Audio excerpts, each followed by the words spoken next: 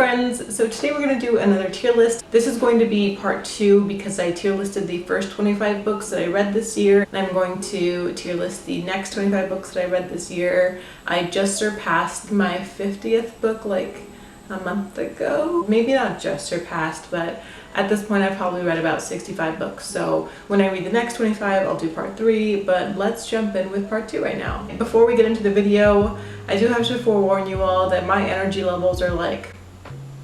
I took my first surfing lesson on Monday and it was so much fun and I was able to stand up, which was so cool, but at the same time, I don't think my lower back and my arms and shoulders have ever hurt so many days in a row. Like, it's so sore still. And then yesterday, my sister and I took my mom to Disneyland because she's been wanting to go, and we walked over 10 miles, which I know that's like how Disneyland works, and I don't know. I used to have a pass and I used to do this without complaint, but now that I'm like almost 30, I guess, I'm just full of complaints about everything all the time. So yeah, with that said, let's get into this. Let me start screen recording. So here is the ranking system that I've come up with for this one. It's kind of different than the last one I did. So I kept the letters for each one. So the default letters that they give is S, A, B, C, and D. I kept it, but I just changed what it stood for. So S, I wrote for superb in every way. A is for I loved it. B is for boring or butts, which means it was either boring and like not memorable, or I had a lot of concerns about how the book was executed. So, oh, it would have been great, but, you know, things like that. C is for come on, dude, like you could have done way better. And then D is for don't.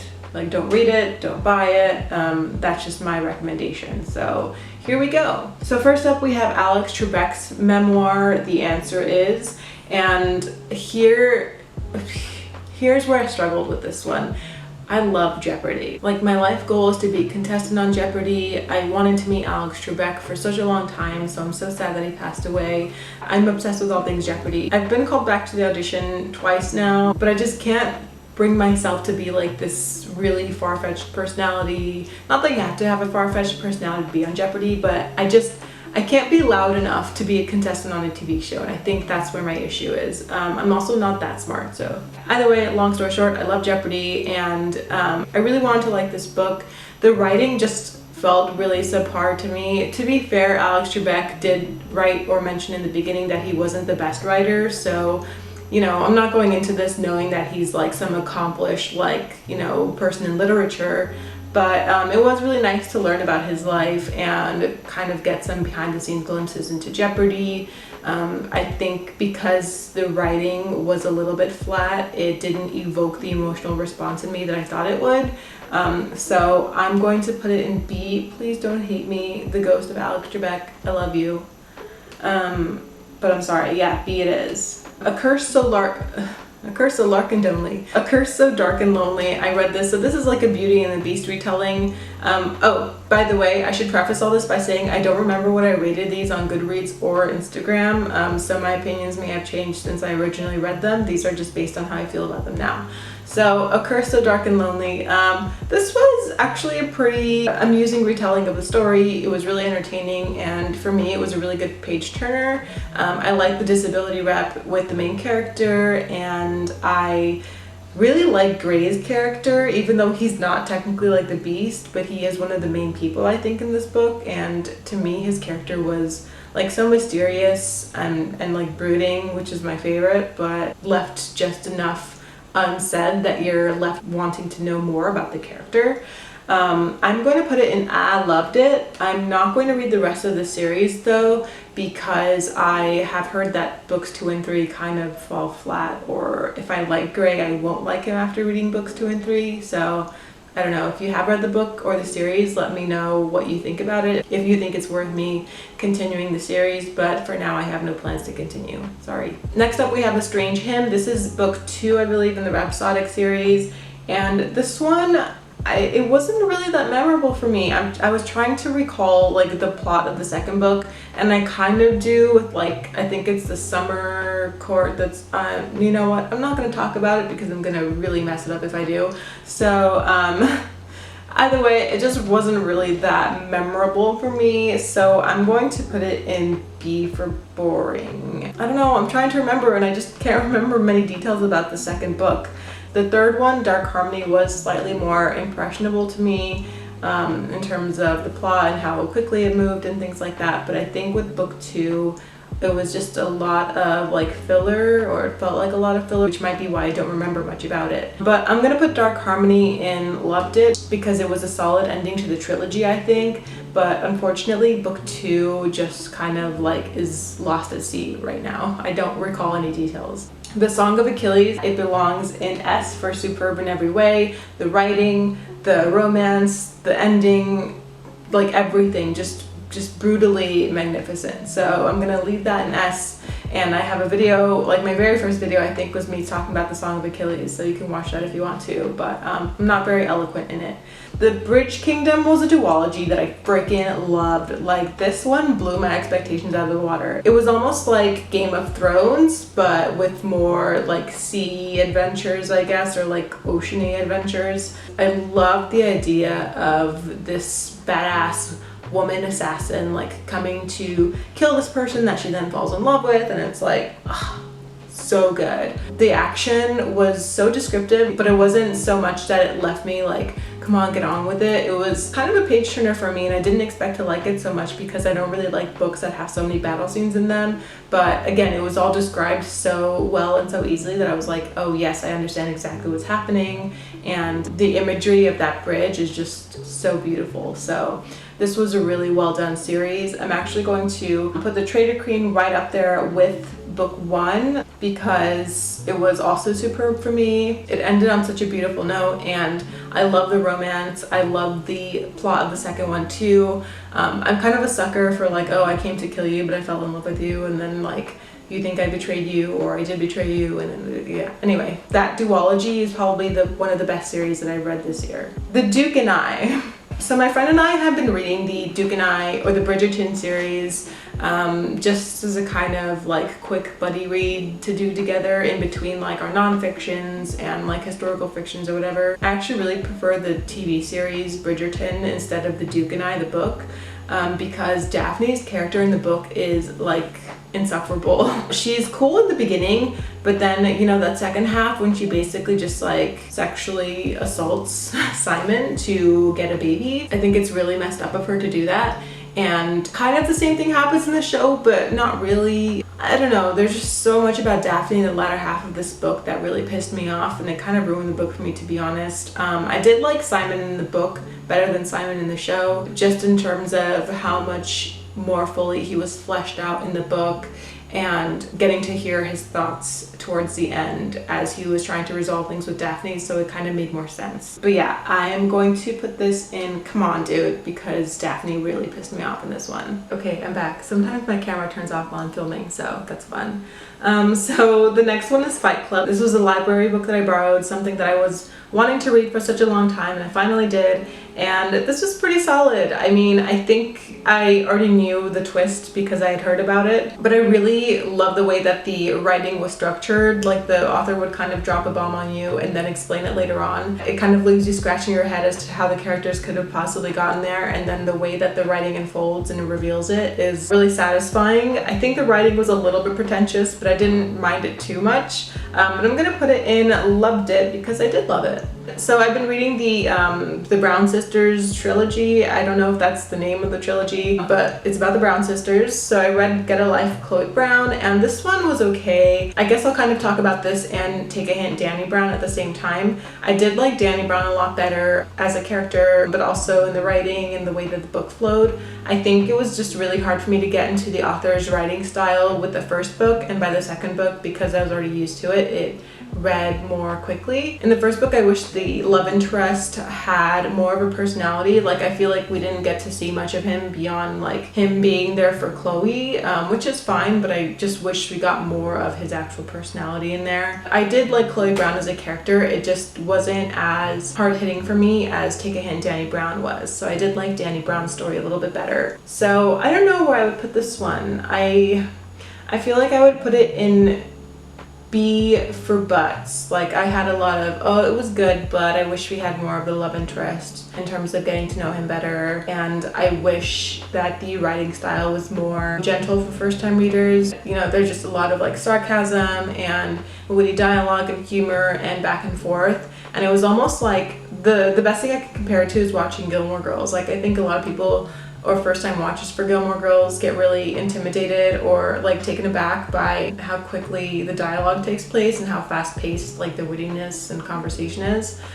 So by the time I was used to it, I liked it a lot better. And so I think I put Take a Hint, Dani Brown in, I think I put it in superb. It was really well done. I don't know, I like the romantic elements and I like the connection that the two main characters had, and I like both Dani and Saphir, so it was a win all around for me. The Crown of Gilded Bones, dope. Sorry. I have a whole video series where I talk about this book, so I'm not going to talk about it here. This series is really disappointing me so far, that's all I'll say. Home Before Dark by Riley Sager. This was my first Riley Sager novel, and I don't know, I didn't know that there were kind of mixed feelings about this book before I read it. I actually love this book. I gave it 5 stars. I think now I would give it closer to 4, just reflecting on the book itself, but I really liked the alternating timelines. I'm usually not a fan of those, but I think it was done really well in this book, although it got a little repetitive at times. But there were so many twists at the end that it kind of just kept me on my toes, and it really invoked like the feelings of suspense in me. It probably didn't help that I read this while I was home alone a lot, but I think I do that a lot with like thrillers. I try to put myself in the scariest situation possible so that I can be more involved in the story, and it truly felt like I was in this one. So this one just took me by surprise. There were so many twists and turns, and it didn't end like how I thought it would at all.